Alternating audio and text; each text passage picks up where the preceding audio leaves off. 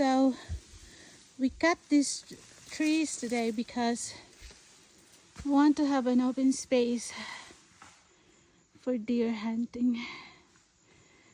It's hard work. I tell you guys, those are heavy. We don't know what kind of trees they are, right?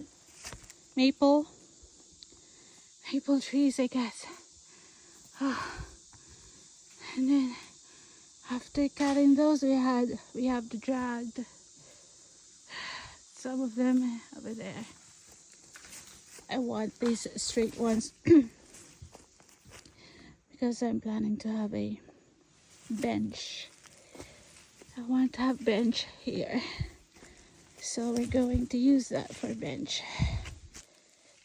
Yeah, this is hard work. Land management.